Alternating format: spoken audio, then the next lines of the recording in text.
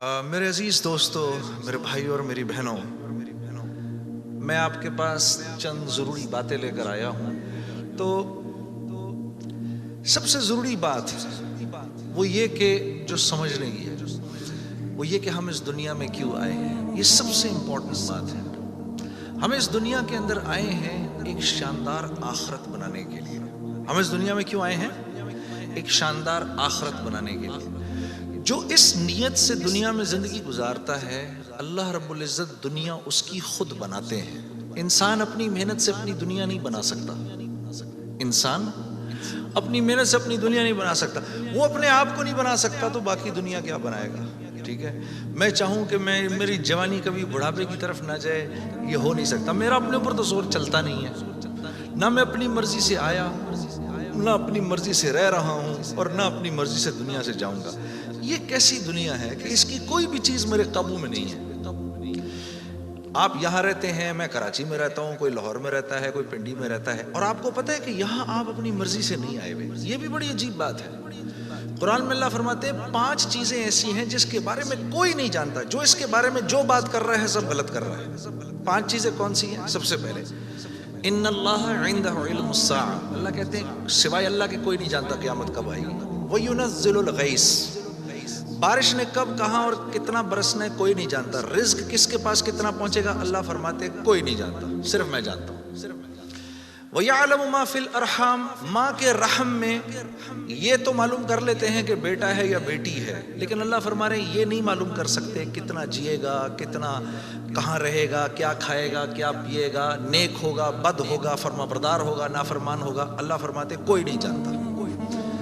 پھر اللہ فرما رہے ہیں وَمَا تَدْرِي نَفْسٌ مَاذَا تَكْسِبُ غَدًا، کوئی نفس یہ نہیں جانتا، انسانوں کو چھوڑو، کیڑے مکوڑے بھی یہ نہیں جانتے کہ کل ان کو ان کا رزق کہاں سے ملے گا۔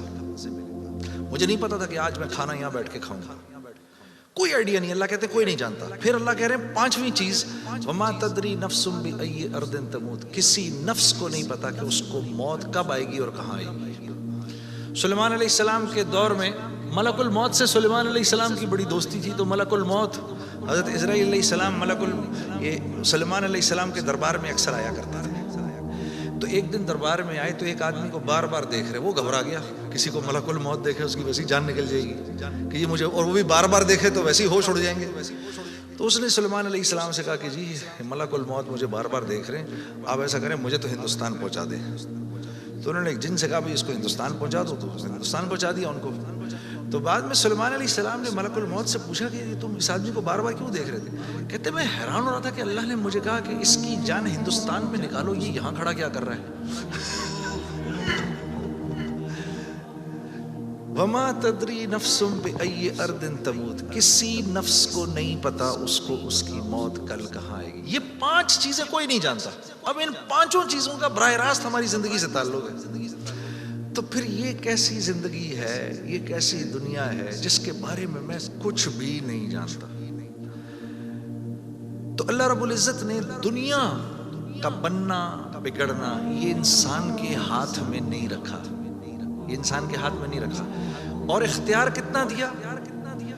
ہم کہتے ہیں نا بھائی انسان کو اختیار ہے، بھائی اختیار کتنا دیا؟ اختیار اتنا دیا، کسی نے حضرت علی کرم اللہ وجہ سے پوچھا کہ حضرت یہ میرے پاس دنیا میں کتنا اختیار ہے؟ کہا ایک ٹانگ اٹھاؤ اپنی۔ اس نے اپنی ایک ٹانگ اٹھا لی، کہا جی دوسری اٹھاؤ، کہا جی وہ نہیں اٹھا سکتا، کہا بس اتنا اختیار ہے تیرے پاس، انسان کے پاس اتنا اختیار ہے۔ اور جو اختیار ہے وہ کیا ہے یہ جاننا بڑا ضروری ہے۔ انسان کے پاس کیا اختیار ہے؟ اللہ نے انسان وہ واحد مخلوق ہے پوری کائنات میں جو اپنی جان کے استعمال کو بھی جانتی ہے اور چیزوں کے استعمال کو بھی جانتی ہے۔ انسان کے علاوہ اور کسی مخلوق کو یہ نہیں پتا کہ میں نے اپنی جان کو کیسے استعمال کرنا ہے اور چیزوں کو کیسے استعمال کرنا ہے۔ گھوڑے کو نہیں پتا کہ میں نے اپنے آپ کو کس کام میں لگانا ہے اور میں نے بکری کا کیا استعمال کرنا ہے۔ بکری کو نہیں پتا کہ میں کس کام کے لیے دنیا میں آئی ہوں، اس کو کوئی آئیڈیا نہیں ہے کہ بلی کا میں نے کیا استعمال کرنا ہے۔ بلی کو نہیں پتا میں کیوں آئی ہوں، اور بلی کو یہ بھی نہیں پتا کہ میں نے کتے کے ساتھ کیا کرنا ہے۔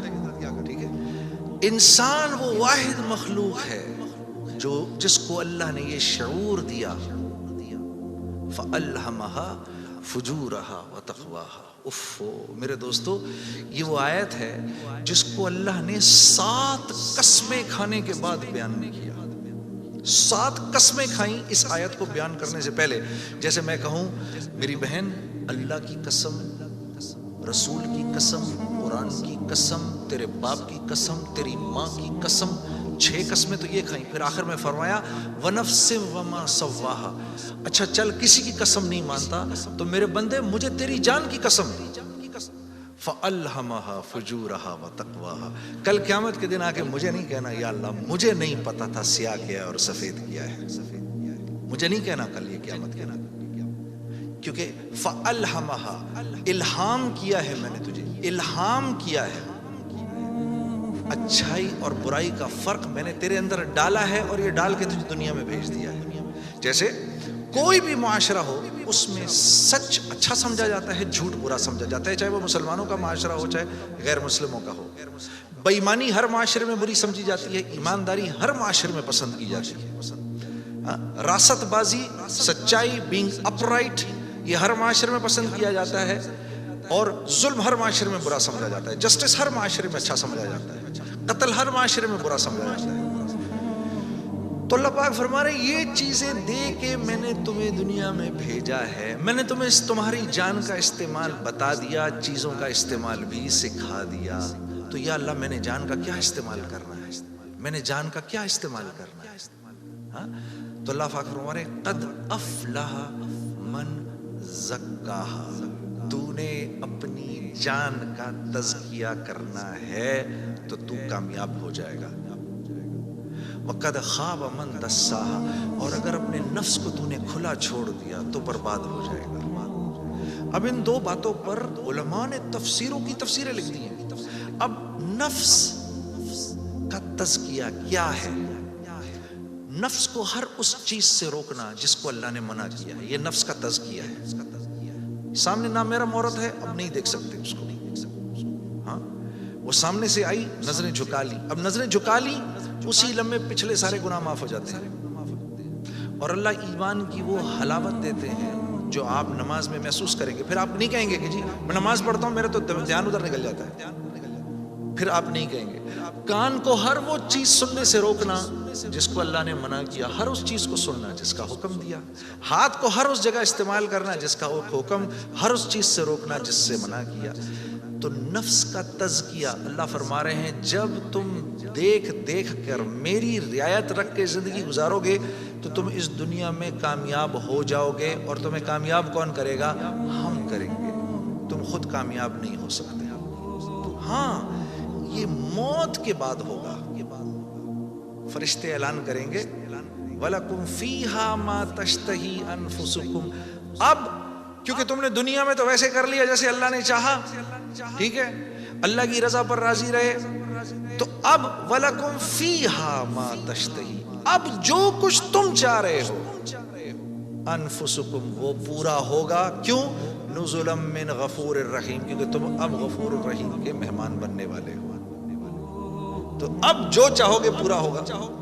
اب کہہ لو مجھے اتنے بڑے بڑے گھر چاہیے، مجھے اتنی اتنی بیویاں چاہیے، اتنی اتنی حوریں چاہیے. دنیا کی عورتیں کہہ دیں کہ مجھے اس کی شکل دوبارہ نہیں دیکھنی. ہاں جی میں آ رہا تھا نا ادھر، تو اب میرے سفر میری بیوی تنگ آ گئی تھی. مجھے کہنے لگی کہ اب آپ کیا کر رہے ہیں؟ میں نے کہا عائشہ اتنا بڑا کام ہے مجھے جانے دو. تم جنت میں میرے سے 500 سال پہلے نہیں جانا چاہتی؟ تو کہنے لگی وہاں بھی اکیلا ہی بھیجنا.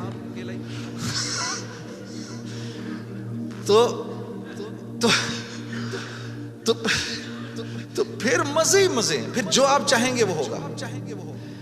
یہاں پابند کرنا ہے اپنے آپ کو اس دنیا میں، اور پابند کرنا اپنے آپ کو یہ سب سے مشکل کام ہے.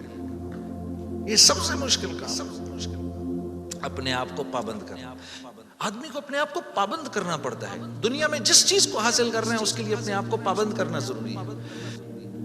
تو دین کے نفع اٹھانے کے لیے کہ میں دین کے نفع اٹھاؤں، اللہ نے جو حکم دیا اس کے میں نفع اٹھاؤں، اس کے لیے پہلے ہمیں اپنے آپ کو پابند کرنا پڑے گا. اسی طرح سے اللہ جیسے کہہ رہے ہیں جب وہ پابند کر لے گا تو پھر اس کے نفع اٹھائے گا، اور جو جتنا پابند کر لے گا اتنا ہی نفع اٹھائے گا. جیسے ایک گز زمین بھی زمین ہے اور پوری دنیا بھی زمین ہے. جس کے پاس ایک گز زمین ہے وہ ایک گز زمین جتنے فائدے اٹھائے گا, جس کے پاس پوری دنیا ہے وہ پوری دنیا کے فائدے اٹھائے گا. تو جس کی زندگی میں جتنا دین ہے اس نے دنیا میں نفع اٹھانے ہیں, جس کی زندگی میں جتنا کم دین ہے پھر کیا ہے, مصائب اس کو گھیر لیتے ہیں, مصائب اس کو گھیر لیتے ہیں, حالات اس کو گھیر لیتے ہیں. کراچی سے, لاہور سے, فیصل آباد سے گلاسگو آ جانے سے حالات ٹھیک نہیں ہو جائیں گے. یہ کہیں اللہ کا وعدہ نہیں ہے کہ جگہ تبدیل کرے گا تو تیرے مزے ہو جائیں گے. نہیں, زندگی بدلے گا تو تیری زندگی بدلے گی.